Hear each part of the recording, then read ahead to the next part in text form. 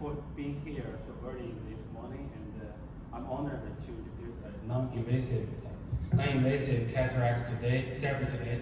So we'll be exploring the evidence and trial data for an emerging technology called Photon Protein Modulation, or PPM.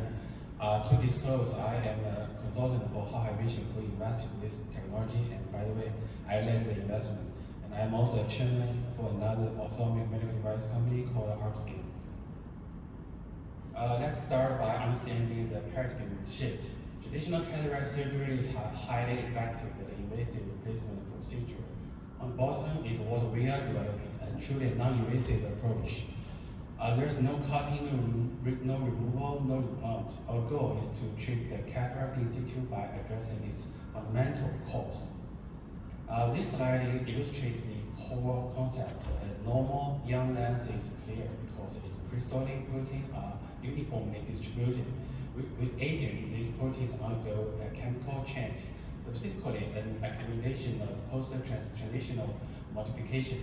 This leads to a coating aggregation and particle formation. The lens becomes cloudy and loses transparency. This is how cataract happens. And PPM technology aims to intervene at this molecular level. The mechanism is based on targeting specific photosensitivity in these proteins, and most crucially, using specific photon energy to reverse the protein cross-linking process. A pathway we believe is the reverse of natural aging. Now let's look at the data.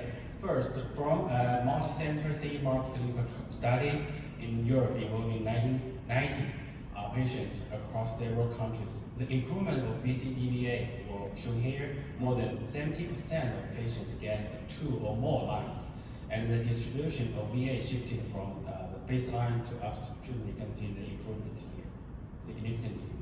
And some key findings are here. Entire treatment session resulted in average improvement of 0.22 log. The improvement showed a dose-dependent trend. And third, critically, at the 3-month follow-up, the visual acuity gains remained stable. And furthermore, the visual acuity of the non-treated contralateral eye remained stable, helping to rule out a placebo effect. The data suggests a real, measurable, and sustained treatment effect. We then conducted a more rigorous RCT study in China with 77 patients enrolled. The results were consistent and even more comprehensive. We saw statistically significant improvements across multiple visual acuity measurements. The first one is uncorrected distance visual acuity improved by 2 lines, and BCDVA improved by 1.4 lines. Uncorrected near visual acuity and BCNVA also showed clear improvement. So this indicates that PPM treatment benefits both distance and near vision, with or without correction. Of equal importance is safety. We conducted a comprehensive battery of tests before and after treatment, including intraocular pressure, fundus examination, OCT scans of the macula and the optic nerve, multifocal, ERG, etc., etc. The conclusion from all this data is clear that the PPM system exerted no adverse effects on the ocular health and of the treated eyes. This demonstrates a favorable safety profile for this non-invasive approach. Beyond standard acuity, we also measure the contrast sensitivity, an objective marker for real-world visual acuity, like seen in dim light or against the glare. So the results showed a significant improvement in contrast sensitivity after treatment across all tested spatial frequencies and lighting conditions. This supports the finding that PPM treatment enhances overall visual performance, not just child reading ability. Here are a few representative cases, but I think I have to go through very quickly. And in conclusion, PPM represents a novel, non-invasive approach to cataract therapy grounded in reversing the molecular pathology of disease. Early multinational clinical data indicates its potential to improve visual acuity and contrast sensitivity with a favorable safety profile. work continues, but the path is clear to including the long-term follow-up. And since cataract and presbyopia share the similar pathological pathway, so this technology potentially could help in presbyopia, which we will investigate in following steps. Thank you for your attention. Thanks.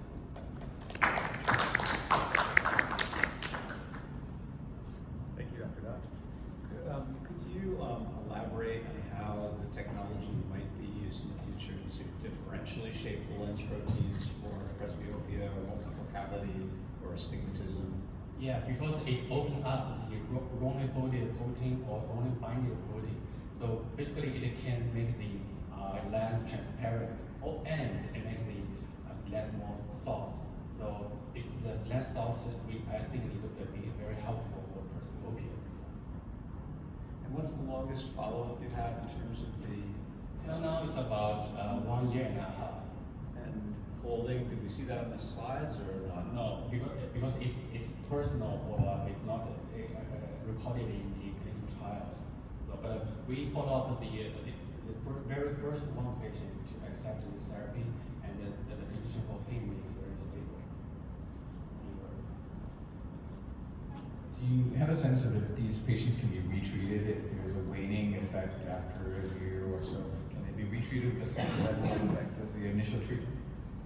It needs evidence, but from my understanding, it's a reverse of the clock by like 10 years or 15 years. So we don't know, but I believe so. So that's why we need long-term follow-up to get some evidence. Thank you. All right. Our next speaker is Dr.